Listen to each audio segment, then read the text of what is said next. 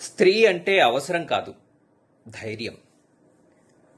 రామునికి సీత మైథిలి, కృష్ణునికి రాధ, ఈశ్వరునికి ఈశ్వరి, మంత్రపఠనంలో గాయత్రి, గ్రంథపఠనంలో గీత, దేవుని ఎదుట వందన, అర్చన, పూజ, హారతి, ఆరాధన, వీళ్ళందరికీ తోడు శ్రద్ధ.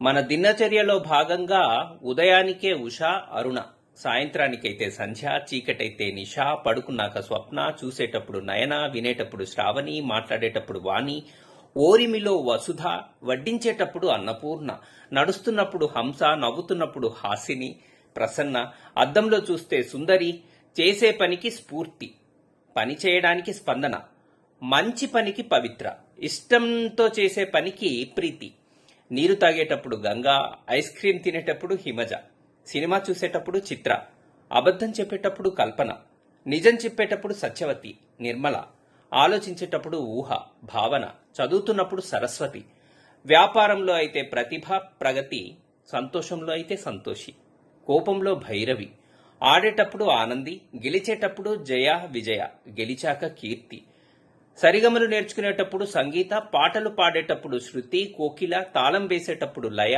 సాహిత్య గోష్ఠిలో కవిత, నగరాన్ని కాపాడుతూ ప్రకృతి, జీవిత గమనంలో మనతో అయితే విద్యాభ్యాసంలో విద్య, సంపాదనలో లక్ష్మి, చేసే వృత్తిలో ప్రేరణ, పనిచేసి వచ్చిన తర్వాత శాంతి, చిన్నతనంలో లాలన, మధ్య వయస్సులో మాధురి, జీవితాంతం జీవిత గమనంలో అలుపెరగని ప్రవాహినిగా సరిత. ఇలా ప్రతి చోట స్త్రీ ఉండనే ఉంది మన జీవితంలో. అందుకే బాస్, స్త్రీలను గౌరవిద్దాం, మనని మనం గౌరవించబడదాం.